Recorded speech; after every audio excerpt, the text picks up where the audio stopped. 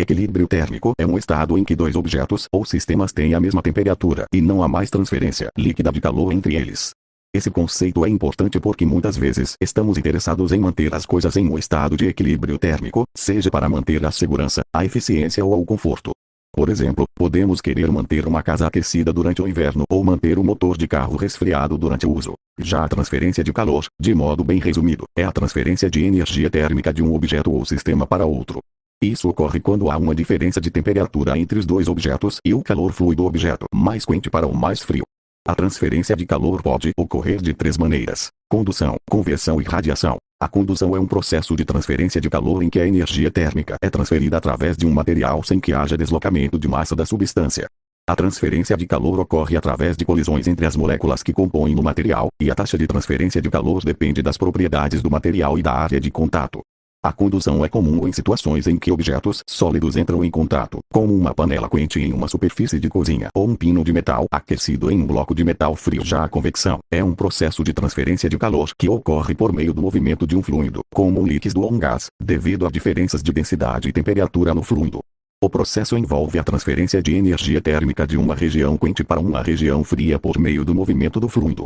Esse movimento pode ser natural, devido a diferenças de densidade causadas pela variação da temperatura, ou forçado, quando um dispositivo é utilizado para induzir o movimento do fluido. Um exemplo comum de convecção é a circulação do ar em uma sala aquecida. Quando uma fonte de calor, como um radiador, aquece o ar próximo a ele, o ar se expande e se torna menos denso.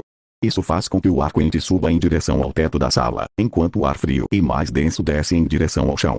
Esse movimento do ar é um exemplo de convecção natural. Quando um ventilador é usado para circular o ar em uma sala, isso é um exemplo de convecção forçada. Agora falando de radiação, a radiação é um processo de transferência de calor que ocorre por meio da emissão e absorção de ondas eletromagnéticas, como a luz visível. O infravermelho é as ondas de rádio. Ao contrário da condução e da convecção, a radiação não requer o meio material para transferir calor. Um exemplo comum de radiação é a luz do Sol aquecendo a superfície da Terra.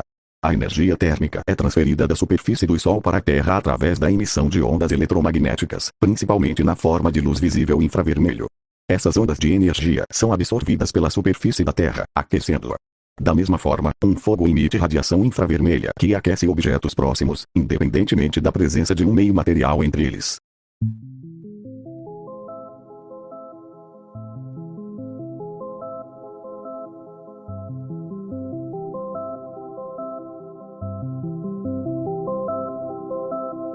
Enfim, de qualquer forma, espero ter feito um vídeo que possa ter ensinado algo para alguém.